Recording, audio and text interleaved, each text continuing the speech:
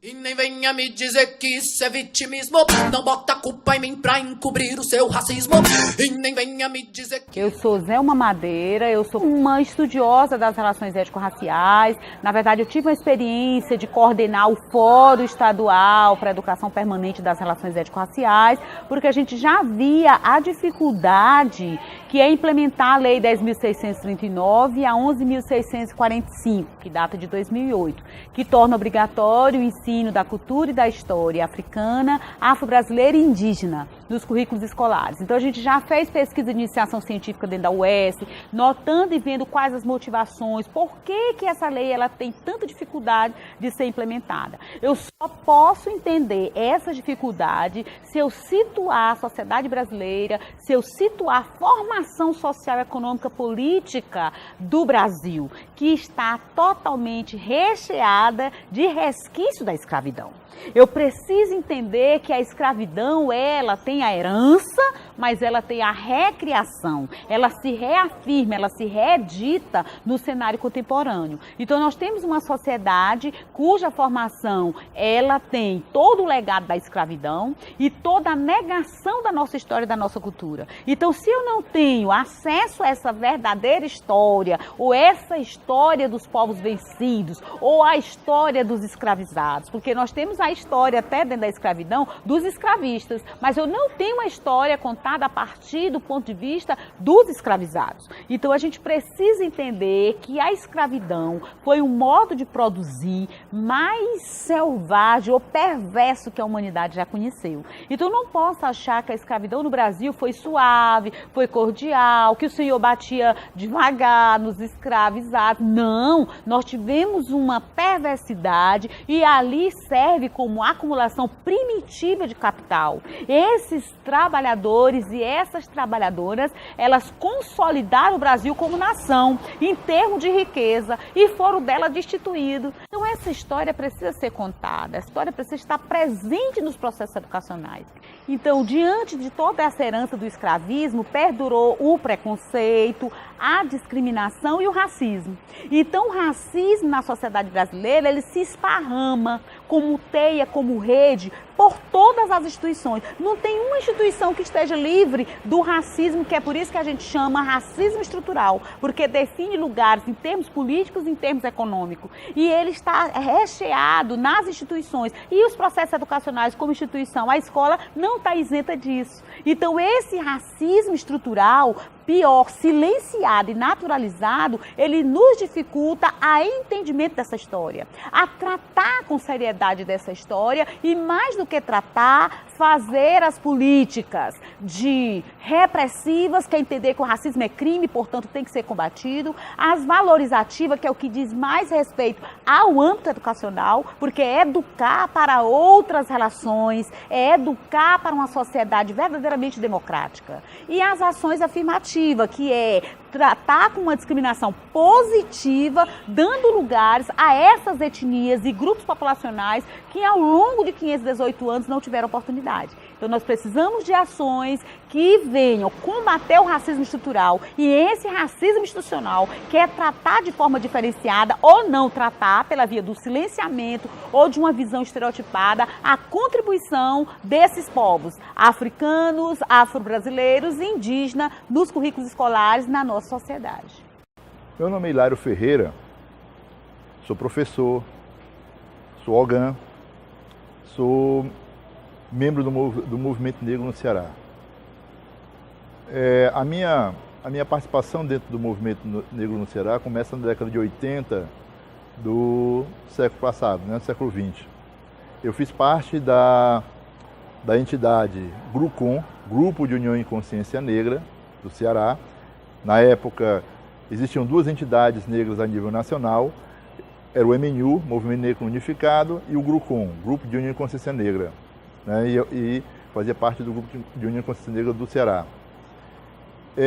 A participação nessas entidades, né, especificamente do GRUCON, ela foi importante no sentido de fortalecer, né, a consciência negra. Porque a gente vive numa sociedade que tem por objetivo embranquecer e negar toda e qualquer identidade não branca, né, neste país. Então, o encontro nosso em reuniões, em eventos, em festas, né, fortalecia isso.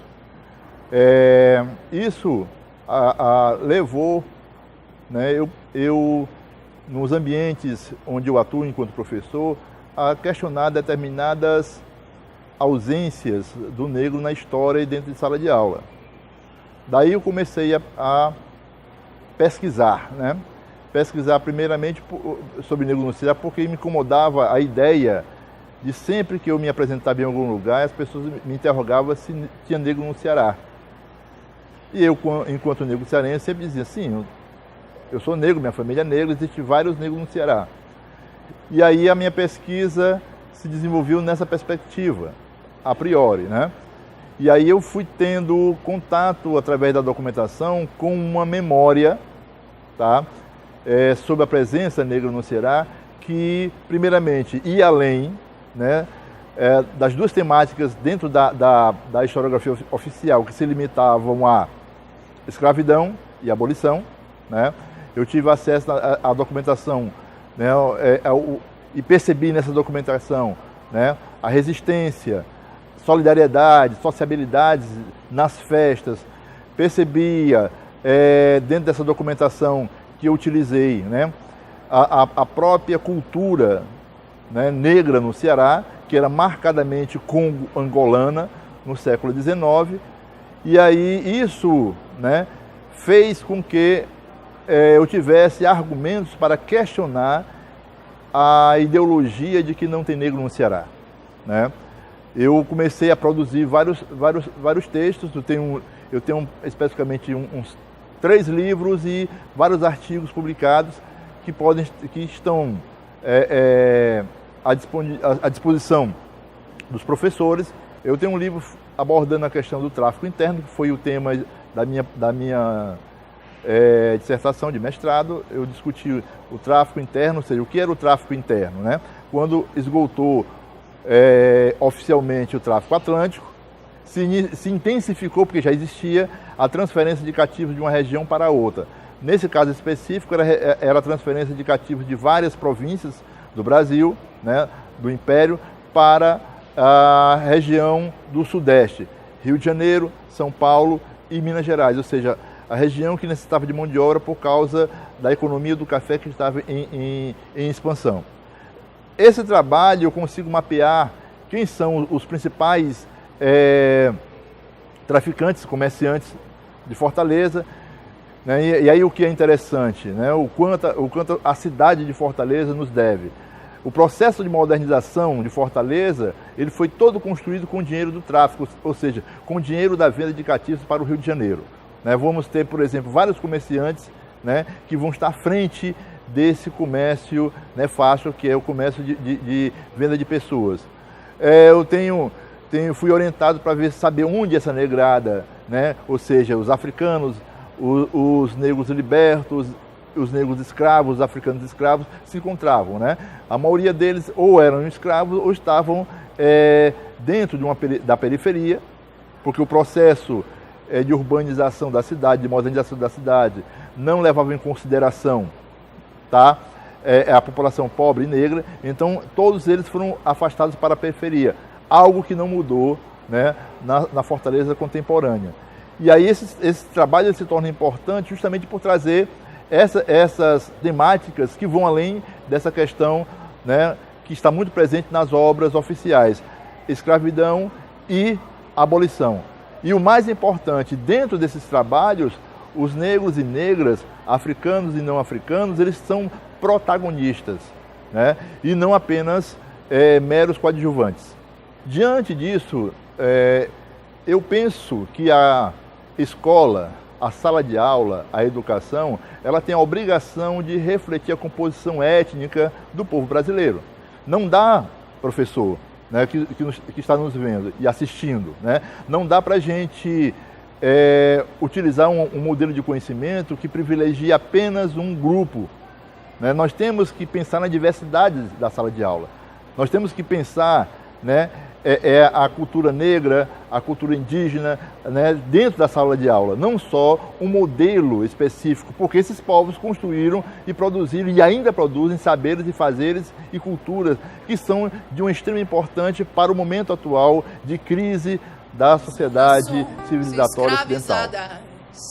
E culturas assassinadas, é a voz que ecoa